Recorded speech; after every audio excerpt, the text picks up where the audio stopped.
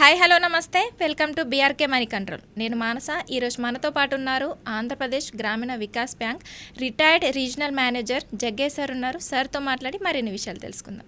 Hi sir. నమస్తే. ఎలా ఉన్నారు సార్? బాగున్నాం సార్.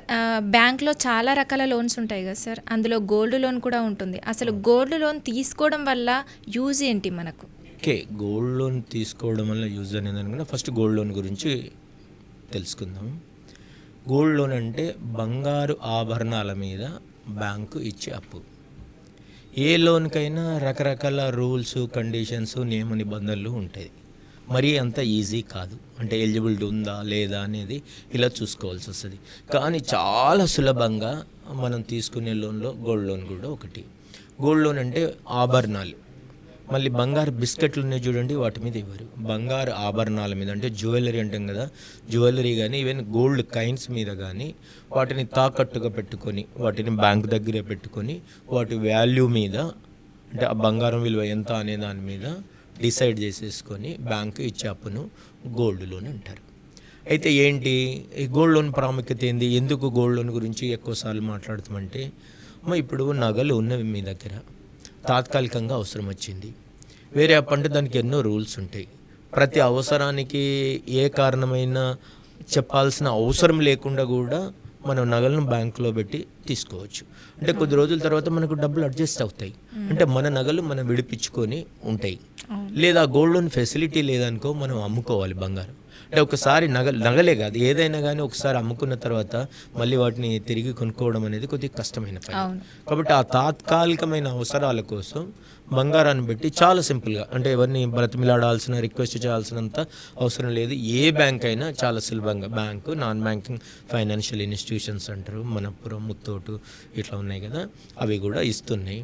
చాలా సులభంగా తీసుకునే లోను ఏంటిది గోల్డ్ లోన్. ఏమని చెప్పాము, బంగారు నగల మీద కానీ కాయిన్స్ మీద కానీ, అలాగే బంగారు కడ్డీలు, బిస్కెట్ల మీద బ్యాంకు ఇవ్వదు. అయితే ఎలా ఉంటుంది, మామూలుగా జ్యువెలరీ అంటే 22 క్యారెట్స్ అన్నట్టు. బంగారం అనేది దాని ప్యూరిటీని క్యారెట్స్లో చెప్తాం. 24 క్యారెట్ అంటే 100% ప్యూరిటీ ఆల్మోస్ట్. అంటే బిస్కెట్స్ అంటాం కదా, బిస్కెట్లు, కడ్డీలు ఇవన్నీ 24 క్యారెట్. ఈ నగలన్నీ ఇన్ జనరల్గా 22 క్యారెట్.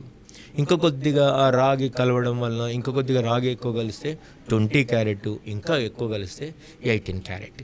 యాక్చువల్గా బ్యాంక్ రూల్స్ ప్రకారం నార్మల్గా 22 క్యారెట్ నగలకే ఇవ్వాలి, మహా అయితే 20 క్యారెట్స్కి ఇవ్వాలి, తక్కువ వాటికి ఇవ్వకూడదు. ఏదో ఒక స్పెషల్ కేసులో ఇచ్చినా కానీ దాని వాల్యూని తగ్గించేసి వాల్యూను లెక్కగట్టిన తర్వాత దాని మీద ఇస్తారు.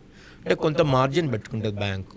మీ నగల విలువ ₹1,00,000 అని తేలింది అనుకోండి, అంటే తూకం వేస్తాం కదా, గ్రామ్కి ఇంత అని లెక్కేసి దాని తర్వాత ఒక 25% మార్జిన్ అని పెట్టుకొని ₹1,00,000 విలువ మీద 75,000 అప్పిస్తుంది. మనం దాన్ని ఎలా అయినా కట్టుకోవచ్చు. మిగతా దానికి ఇలా కట్టాలనే ఒక రూల్ ఉంటుంది. దీనికి చాలా సులభంగా మామూలుగా ఓడీ ఫెసిలిటీ లాగా, అంటే మీరు కేవలం ఇంట్రెస్ట్ కట్టుకుంటా దాన్ని అలాగే రన్ చేయొచ్చు, కట్టచ్చు తీసుకోవచ్చు. ఓడీ ఫెసిలిటీ అంటాం, ఓవర్ డ్రాఫ్ట్ అంటాం, అలా వాడుకోవచ్చు. ఇదేంటంటే మనకు ఎక్కువ సార్లు లోన్ అవసరం, మళ్ళీ డబ్బులు వస్తాయి, మళ్ళీ అవసరం అని అలాంటి ఎక్కువ సార్లు అవసరం పడుతుంది అన్నప్పుడు ఈ ఓడీ ఫెసిలిటీ అనేది తీసుకోవాలి. లేదు అని అంటే ఒక సంవత్సరానికి కడితే చాలు. సంవత్సరానికి అసలు వడ్డీ 2 కడితే మన నగలు మనకు వస్తాయి. అలాగే మన నగలు భద్రంగా కూడా ఉంటాయి బ్యాంకులో, మనం ఆల్మోస్ట్ సేఫ్గా దాచుకున్నట్టే లెక్క. ఎందుకంటే మనకి ఏవైతే అక్కడ నగలు తాకట్టు పెట్టి మనం లోన్ తీసుకున్నామో బ్యాంకు వాళ్ళు మనకి ఇస్తారు. ఉదాహరణకు ఏంటి అంటే 3 వరుసల, ఉదాహరణకు చెప్తున్న చంద్రహారము అంటే మన ఆర్నమెంటు, ఒకవేళ 2 వరుసల నెక్లెస్ అని మన ఐటము డీటెయిల్గా రాసి ఇస్తారు. అంటే అక్కడ ఉన్నాయి ఇన్ని గ్రాములు ఉంది అని వెయిట్ కూడా రాసిస్తారు. అక్కడ భద్రంగా దాచుకున్నట్టే, ఆల్మోస్ట్ లాకర్లో పెట్టుకున్నట్టే. తాత్కాలికమైన అవసరాలకు సులభంగా పొందొచ్చు. మళ్ళీ ఎవరు కూడా మనకు అంటే మళ్ళీ ఎప్పుడు అడుగుతారో అనే భయం కూడా, టెన్షన్ కూడా లేదు. ఇలా బంగారం అయితే దాంట్లో ఇంకా బ్యాంకు యాంగిల్లో ఎలా ఇవ్వాలనేది ఉంటుంది. ప్యూరిటీ ఎలా డిసైడ్ చేసుకోవాలి, దాని వాల్యూ ఎలా అరైవ్ అవ్వాలి, ఇలాంటివన్నీ చూసుకోవాలి. ప్యూరిటీ చూడడానికి చాలా పద్ధతులు ఉన్నాయి. కేవలం ఇట్లా పట్టి చూడడం ద్వారా, లేకపోతే మామూలుగా దాని కలర్ చూడడం ద్వారా. కలర్ అంటే మంచి బంగారం అని అంటే yellowish ఉంటుంది, కొద్దిగా పసుపు రంగులో ఉండేది మంచి బంగారం అన్నట్టు. కొద్దిగా రెడ్డిష్గా ఉన్నదనుకో దాంట్లో కొద్దిగా రాగి కలిసినట్టు లెక్క. ఇలా అంటే పట్టుకొని చూడడం ద్వారా, కలర్ చూడడం ద్వారా, వెయిట్ బంగారాన్ని ఇలా పట్టి చూస్తే ఎక్కువ వెయిట్ కనిపిస్తుంది. అదే ఉదాహరణకు వెండిదో ఇంకో మెటల్ అనుకో, అదే 3 వరుసలు అదే లెంత్ ఉన్నది, బంగారం వెయిట్ ఎక్కువ ఉంటుంది, మిగతా లోహాలు మిగతా మెటల్స్ తక్కువ వెయిట్ ఉంటుంది.